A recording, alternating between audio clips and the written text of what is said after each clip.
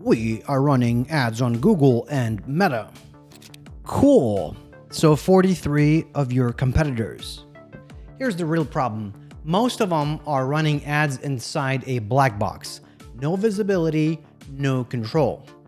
They have handed the steering wheel to Google or Meta, spending 5 figures a month without knowing which clicks actually make money. I've seen it up close after managing nearly $100 million of ad spend for auto part sellers and other e-commerce businesses. And here's the truth. Platform ROAS is a liar. For one client, we were crushing ROAS targets, but we found out their sales were actually down 10%. Later in the video, I'll tell you what you should track instead.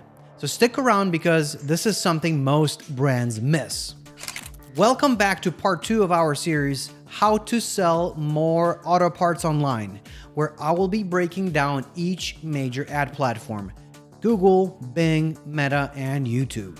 And you'll learn why you shouldn't rely just on one channel, how exactly you can utilize each platform together to drive sales to your auto parts store, and how to measure whether your ads are actually profitable. The brands that win are the ones who build structure, control intent, and feed the machine with clean data, instead of praying of the algorithms to figure it out. And in 2025, the black box is wrapped up in a shiny AI packaging. It looks fancy, but don't be fooled. Our team took a look and weren't impressed. And I'll tell you why in just a few. Google's AI Max, Meta's groundbreaking automation, all promising to run your campaigns for you. Sounds amazing until you realize the platform's goal isn't to protect your margins. It's to spend your budget. Now, before we break down the exact Google, Bing, Meta, and YouTube playbook, we're going to dismantle the AI myth, show you where it can actually win and how to use it without handing over your profitability. You'll know how to use AI without handing over your margins. Let's pump the brakes and talk about AI. Specifically, I want to talk about Google's new shiny toy, AI Max. Everywhere you look right now, AI is being hyped as the game changer. Google's pushing AI as the next big thing. Meta is rolling out Andromeda and Advantage Plus shopping campaigns, their so-called groundbreaking AI ad tools, and the chatter is relentless. AI is taking over the world. Here's the problem. Some marketers buy into this hype and feel like it's the holy grail. They forget to ask the most important question: how does this actually work? AI isn't magic. It's not a profit printer. Yes, it can automate tasks faster than you could do manually, but it's still just a tool, not a replacement for strategy, critical thinking, or human oversight. This isn't the first time marketing has been swept up in the tech fad. We saw the same hype cycle with marketing automation, rule-based bidding, and every set and forget it campaign tool that has come and gone. Every time, the truth is the same. Tools can help, but they're not the strategy. You still have to drive. Here's what happened when we tested AI Max. We ran AI Max for a client selling science. Long story short, it wasn't great. This thing looked smart on surface, but under the hood, not so much. AI scanned the landing page and wrote ads. Some were fine, others were lazy. The headline literally said landing page 2. Yeah, because it pulled the URL name straight into the ad copy. It rotated landing pages based on search terms. In theory, helpful. In reality, we've been doing that manually for years. AI just did it faster, but not better. And then came the kicker. More than half of the conversions came from one single word term, science. If we were selling performance brake pads, that's like bidding on the word pads. Sure, it looks like you're winning, but all you have really done is scoop up bottom of the funnel retargeting clicks from people who were already going to buy. Could we have done the same exact thing with broad match and smart bidding in a standard search campaign? Absolutely. No AI max required. Now here comes the real risk. If you don't understand how AI max is working behind the scenes, you lose control over targeting and messaging. You can't scale effectively. And when performance drops, you won't know why. So AI is not a magic bullet. Used blindly, it can damage your campaigns. Used strategically, it can accelerate them. If you're already seeing gaps in how you run your ads, hit that like button, subscribe, and drop your biggest paid media question in the comments. I'll tackle the best ones in the future videos. The right way to use AI. A turbo, not a tow truck. Look, I'm not against AI. I'm against giving up the keys and hoping it drives you profit. AI in your hands is a scalpel. AI in the platform's hands, it's a slot machine. If you want AI to be a turbo, not a tow truck, here's how to run it. Number 1, research deeper and faster. Don't let AI guess what your customer cares about. Tell it where to look. Mine competitor ad copy for patterns. Scrape product reviews for recurring pain points and language. Feed it your findings and have it summarize the psychological triggers that drive purchases. The result? Messaging that hits where your audience actually feels it. Number 2, understand your products like a buyer would. Upload your manuals, technical specs, and internal docs. Ask AI, which features matter most to someone shopping for X product? You'll uncover positioning angles you might have overlooked, perfect for refining ad hooks and product detail page copy.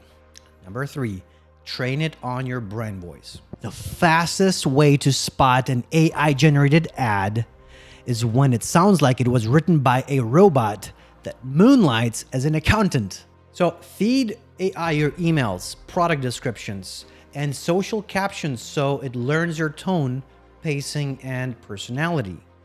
Now, when you ask for an ad copy, it comes out sounding like you, not a template. Number 4, build smarter creative. AI is a brilliant brainstorming partner, not a replacement for human taste. Give it your customer insights and have it propose 10 ad angles.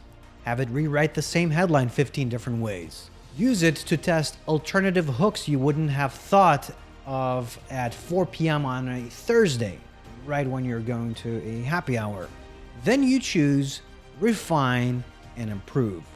Number 5, enhance your product data.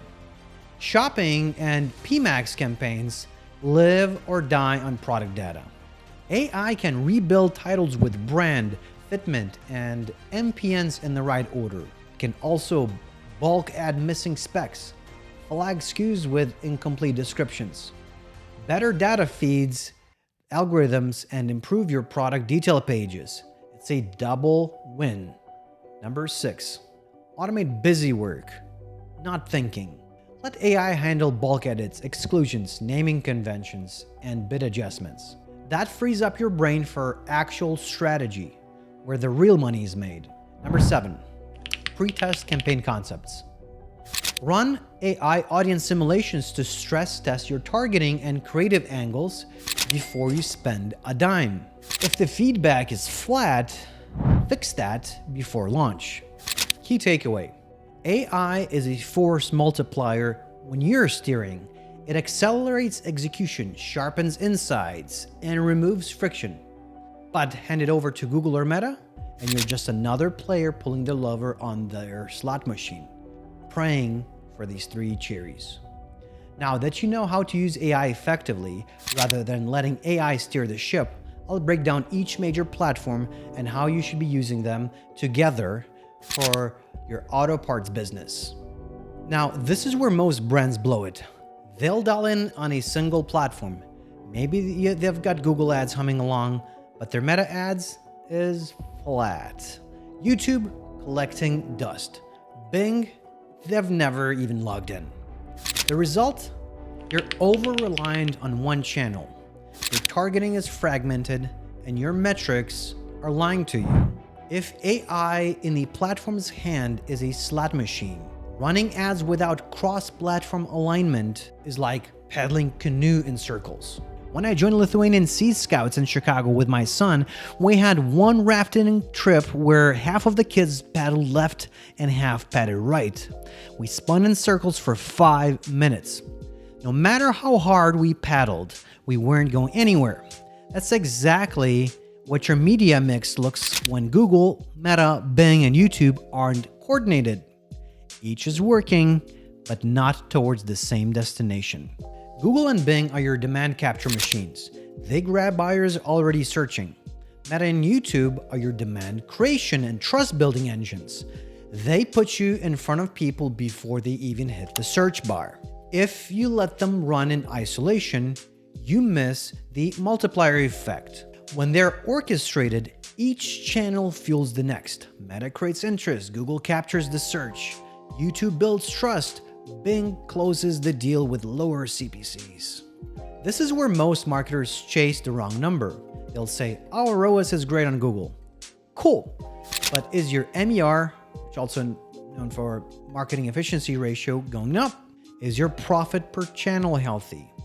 Are you increasing new customer revenue or just retargeting your existing base? So why this matters in 2025? Platforms inflate their own return on ad spend because they all take credit for the same sale. If you're spending $100,000 a month across channels, they likely claim each $300K in attributed revenue. And you're not making $900K, you're just triple counting. This is why Scube tracks blended performance and aligns every channel to the same revenue and profit targets. Next, we'll dive into each of the major platforms, which is Google, Bing, YouTube, Meta, and then explore how they work together to drive sales. First is the behemoth, Google. But first, if you're not sure whether your ad structure is actually set up to scale profitably, grab our free Google Ads self-assessment. It's just a few minutes, you'll see where you're leaking money and how to fix it before you dump another dollar into ad campaigns that spin in circles. Tactics at the platform level, Google Ads. All right, let's talk about the engine room. Google Ads is where most auto parts brands make or lose their money. It's the channel that captures buyers already searching for exactly what you sell. But it's also where sloppy structure can drain your budget faster than any other platform. Let's set the stage. In 2025, Google Ads is still most scalable and reliant and repeatable driver of e-commerce revenue for the aftermarket, if you know how to run it. Here's the reality. High intent searches for parts, kits, and accessories still convert at the highest rate across all paid channels. In most accounts, poorly segmented without clear visibility on what's working. Branded terms inflate numbers unless broken out. And PMax, or Performance Max, now accounts for 80 to 90% of e-commerce spend. But most accounts I audit are running one big messy campaign and handing Google all control. Here's a quick visual of a funnel you can use on Google. So top of the funnel has YouTube video and display awareness campaigns. Middle of the funnel has shopping or PMax feed-only campaigns segmented by SKU category or performance, plus non-branded search campaigns. And finally, the bottom of the funnel, branded search campaigns. So what the data says, from Scube managed accounts, we have noticed that segmented PMax feed-only and shopping campaigns outperform broad catch-all campaigns by 35 to 60% in blended ROAS or MER adjusted return. Branded search terms drive 3 to 6x higher ROAS than non-branded. But if you don't break them out, they'll mask the real performance of your prospecting. Accounts with fully optimized product feeds see 20 to 30% higher conversion rates on shopping ads. So what to do in 2025? You want to segment like your profit depends on it, because it actually does. Breakout campaigns by performance or product category. Separate branded versus non-branded search. Group SKUs by performance tier and lifecycle stage. In other words, hero versus test SKUs. Another one is feed optimization, which is your growth lever. You want to add your MPNs, brand, and fitment in your titles. Include full vehicle compatibility data in the feed. So use ACES and PICE format if possible. Finally, exclude SKUs with poor margins or low conversion rates. Then you want to tie performance to gross profit, not ROAS. ROAS doesn't tell you if you're making money. Only profit per SKU or per campaign does. So you want to track your blended ROAS across all Google campaigns. And finally, let the automation run, but within a framework. Use automation for bidding and creative rotation, but only after you have built clean data, tight segmentation, and clear exclusions. When I was a kid, I was at a swim meet. In one race, I dove in, water shot straight into my goggles, and suddenly I couldn't see the lane lines.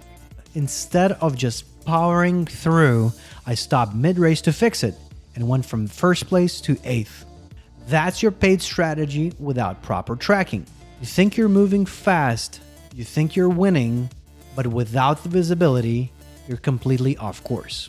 So here's a big question, is it still worth it? Absolutely, but only if you are in control.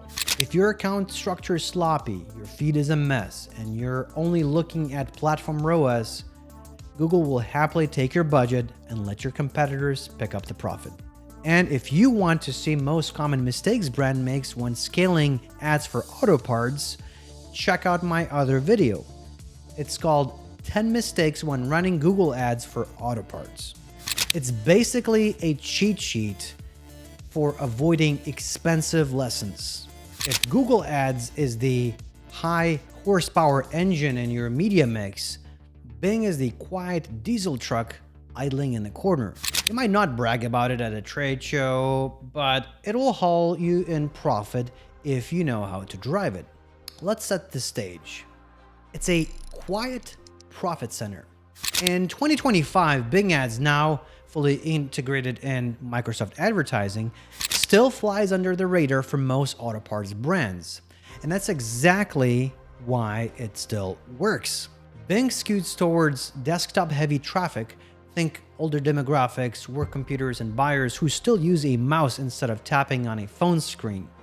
Then fleet, utility, and maintenance buyers who aren't impulse shopping. They're sourcing parts to get vehicles back in service. Or older vehicle owners looking for components not easily found on OEM sites. The beauty of it, competition is lower, CPCs are cheaper, and buyers tend to convert at a higher rate. Here's a quick comparison of CPC and conversion rate. You'll notice that Bing is doing much better compared to Google. It's less crowded, older, buyer skewed, what the data says. From Scube's managed accounts in the aftermarket space, CPCs on Bing are typically 20 to 30% lower than Google for comparable search terms. Conversion rates are 15 to 25% higher, partially due to older, more pragmatic buyer base. Volume is much smaller. Bing often brings 5 to 15% of Google's total clicks, but that's almost always profitable. And here's the sleeper stat. Traffic sources like Microsoft Edge default search, DuckDuckGo, and now ChatGPT powered search results are funneling more queries into Bing's ecosystem every month. So what to do in 2025? First of all, import your Google campaigns, but just don't set and forget. Start by mirroring your best performing Google search campaigns. Review ad copy. Bing's audience often responds better to more detailed and benefit-led headlines. Then adjust bids for desktop priority. Bing skews desktop. Increase bids for desktop traffic where margins allow. Reduce bids on mobile if ROAS is consistently. Target utility and fleet keywords, of course, if your business model and merchandising strategy allows. Think like fleet service terms, older model year parts, and work vehicle components often see less competition here than on Google. And finally, watch alternative search referrals Edge browser traffic, DuckDuckGo privacy users, and Bing integrations with ChatGPT, they are growing sources today. Track these in analytics to identify high-value segments. So is it still worth it? Absolutely, but not because it will scale you to $10 million overnight. Bing is your profit-padding channel. It's the gravy on top of your core Google and Meta spend. Brands that win here treat Bing as a targeted, low-cost conversion driver, not a volume plane. When I first started testing Bing for an auto parts client, the owner literally laughed, like, who even uses Bing? 3 months later, Bing was bringing in $12K a month in incremental sales at ROAS 30% better than Google. Now, he calls it a bonus profit channel. If Bing is your quiet profit truck, YouTube is your traveling billboard. Except this billboard follows your buyers around, shows them how your product works, and earns their trust before they even hit your store. Let's set the stage. YouTube isn't just a video platform. It's where auto parts buyers get hooked before they ever type a search. It's where they see a lift kit in action, hear exhaust tone, and watch someone install the same part they've been debating in the heads for weeks. That early exposure makes every click you pay for later cheaper and more likely to convert. Here's what the data says. 20 to 30% of views come from search. 30 to 50% come from suggested videos. Auto content consistently drives above average engagement versus other industries. And buyers who see your brand on YouTube click your shopping ad and search ads more often and buy at a higher rate. So what to do in 2025? Let's break it down into stages of the buyer's journey. Let's focus on these formats. Non-skippable 6 to 15% bumpers for mass reach, plus skippable in-stream target for enthusiasts, do-it-yourselfers, and shop owners by vehicle type, part category, or related channels. As far as creative, focus on high-impact visuals in the first 3 seconds, before and after shots, exhaust sound tests, dyno runs, off-road clips. Add emotional hooks like make your truck sound as good as it looks. And let's talk about targeting. Use in-market audiences for vehicle parts, plus custom segments based on competitor brands, part numbers, and popular installed videos. So what's the impact? It sends the brand recall so that when they hit the search later, your click is warmer, cheaper, and more likely to close. Let's talk about the second phase, which is consideration, which is really research and evaluation. Formats: skippable in-stream, 30 to 60-second deep dives, and video discovery ads targeting best of and install search results. Creative: fitment walkthroughs. For example, fits 2017 to 2024 F-150 Super Crew 5.5 feet bed. For performance demos, side-by-side comparisons, targeting remarketing to site visitors, cart abandoners, and channel engagers plus custom segments for people searching your SKU or competitors in the past 7 to 14 days. The impact is it reduces your friction, answers compatibility doubts, and builds trust before high-cost clicks. And finally, conversion, which is the purchase decision stage. Formats: skippable in-stream remarketing showing exact product they viewed, plus urgency bumpers. Last day for free shipping on part name or part type. Creative: show the part on their exact model and urgency with promos or low stock messaging, and reinforce trust with customer reviews or shop installs. Targeting: use remarketing lists from Google Ads and GA4, which is typically product page visitors and cart abandoners, plus similar audiences from your best buyers. The impact is it closes deals by re-engaging hot prospects in a high visibility and high trust format. So is it still worth it? Yes, especially for higher ticket or complex installs where trust and preference win the sale. YouTube isn't where you close the deal. It's where you set up the close so Google, Bing, and Meta can finish it. If YouTube earns the buyer's trust, Meta is one of the fastest ways to spark the idea in the first place. The scroll-stopping jolt that makes someone think, yeah, my truck maybe needs that upgrade. Let's set the stage. Demand creators and retargeting machines. Meta is your attention engine. It's one of the best platforms for taking someone who wasn't even thinking about parts and turning them into warm lead before they ever search Google. And YouTube can play the same game, especially if you catch people watching content about their exact vehicle or build type. And once they've clicked, Meta's dynamic retargeting ads will follow them everywhere, making sure that the cart they abandoned haunts them until they finally hit buy. What the data says. Video-first creative consistently drives 30 to 50% lower CPMs than static-only ads. Retargeting windows of 14 to 30 days tend to outperform longer lookbacks for high-velocity SKUs. So what to do in 2025? Awareness plus broad plus interest targeting. Target by vehicle type, aftermarket niche, off-road performance or restoration. Run UGC and short video clips showing the product in action. Install snippets, sound tests, before and after reveals. Targeting with dynamic product ads or DPA. Show the exact SKU they viewed plus related fits. Layer in urgency, in stock, ships today, or social proof such as review count. Use Advantage Plus shopping campaigns with restraints constrained to high-margin SKUs or profitable categories. Monitor product performance reports to identify which products are wasting clicks and not turning into revenue. Creative testing wins against audience testing.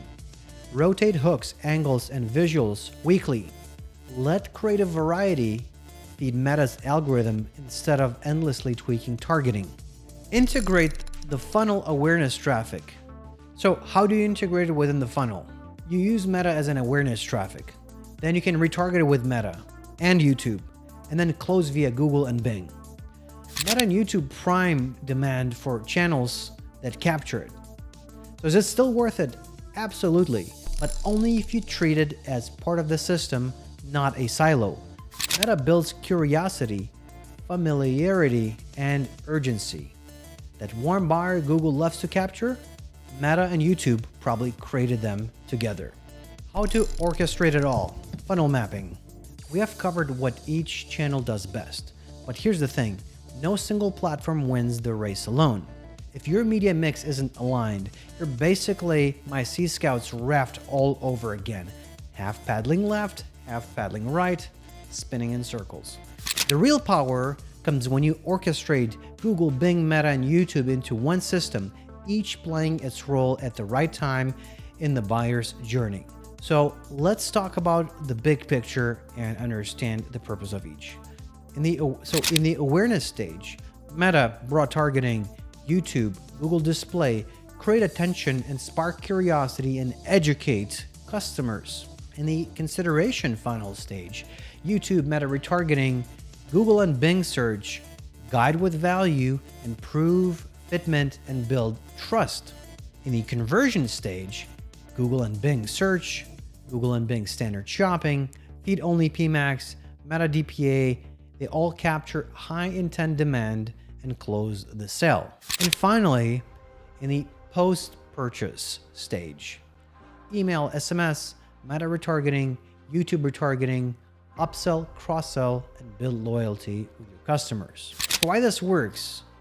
Awareness feeds the middle of the funnel with warmed up traffic. Consideration builds proof and reduces risk before they buy. Conversion capitalizes on intent when it's highest. Post-purchase turns one-time buyers into repeat customers, and this is where your profit lives. It's not channel versus channel, it's channel plus channel in sequence. I'll never forget a call from the COO of an automotive lifestyle brand exactly 1 week before Black Friday. He was fired up. Extra budget just has been approved. He wanted to double our spend for Black Friday, Cyber Monday. We've been asking for assets and a game plan for months so we could warm up audiences ahead of the holiday weekend. That never happened. I told him, we can double the budget, but don't expect profit to follow. So we had to do it anyways. Traffic spiked, sales went up, but margins, they crashed exactly as predicted. That's what happens when you treat paid media like a light switch instead of a system. If you want conversion stage channels like Google and Bing to work, you have to feed them from top of the funnel weeks or months ahead of time. So, the key takeaway, you don't scale by throwing more money at one platform. You scale by connecting them. Meta sparks curiosity, YouTube builds trust, Google and Bing close the deal, and email and SMS bring them back for more. When each stage does its job, your whole funnel pulls in the same direction. And that's when you stop spinning in circles and actually hit your revenue goals. So if you're not sure whether your ad structure is actually set up for scale profitably, grab our free Google Ads self-assessment. In just a few minutes, you'll see exactly where you're leaking money and how to fix it. The link is in the description. Attribution and measurement. Why blended metrics beat platform ROAS? All right, so you've got your funnel mapped, your platforms are working together, but here's where most brands still crash. They measure the wrong thing. Platform ROAS is like the funhouse mirror at the carnival. It shows you the version of reality, but it's warped. Google counts conversions, Meta drove, Meta counts conversions, Google drove. Both ignore organic lift and post-purchase revenue. You can win on ROAS and still lose money because you are not looking at the whole picture. Metrics that actually matter. If you want to know whether you're truly scaling profitably, track MER, which is marketing efficiency ratio, which is basically your revenue divided by total ad spend. And it tells you your entire media mix and whether it's pulling its weight. Then you want to check profit by channel, which is basically gross profit after ads. And it reveals if the channel looks good on paper, but kills margin. New customer revenue, first time customer sales. It shows if you're growing your customer base versus just reselling to the same people. Pro tip, pair these with post-purchase surveys and CRM data so you can see exactly what touch points led to the sale. Years ago, our agency judged success by one number, ROAS. If it looked good, I thought we were winning. Then the reality smacked me in the face. We had a client crushing their ROAS targets. Platform data said we were scaling. Everything looked bulletproof. After a year, the client tells me, we are not growing. I dig into their Shopify data and find sales were actually down 10%. The problem, ROAS had us chasing branded search, retargeting, and repeat buyers they wouldn't have gotten anyway. We weren't fueling growth, we were just harvesting what was already there. That win was an illusion. It taught me to look at both total sales volume and MER to see the full business picture, and of course, attributed revenue and ROAS to see what ads are actually driving. Because here's the truth, platform ROAS will lie to you if you let it. It's like impressing everyone with your top speed while driving straight into a ditch. It looks great from the outside, costs you everything inside. ROAS is a channel metric. MER, profit, new customer revenue are business metric. You don't scale business by chasing the wrong scoreboard. If you want to skip the trial and error and have my team build a paid media system that's structured for profit from day one, book a free discovery call. We'll audit your setup, map the exact steps to scale. The link is in the description. So here's the big takeaway. Paid traffic isn't about picking one platform and maxing it out. It's about running Google, Bing, Meta, and YouTube in sync. Each player has its role, and all are pulling in the same direction. You keep your data clean, you give each channel a clear job in the funnel, and you measure success based on profit and growth, not whatever inflated number the ad platforms want you to feed you. That's how you scale without waking up one morning and wondering why your ad spend doubled and your bank account didn't. This is part 2 of our 5-part series on how to sell more auto parts online. Next up, Part 3, organic traffic. We're going to talk about how to get buyers to your site without paying a cent for the click, and how to make organic and paid traffic work together so you're not just renting your traffic, you're owning it. Now, if you've got value from this, hit like, subscribe, and turn on notifications so you don't miss the next part of this series. And if you're ready to skip the trial and error and have my team build out a cross-channel paid media system built for profit, book a free discovery call. The link is in the description. Signing off. See you next time.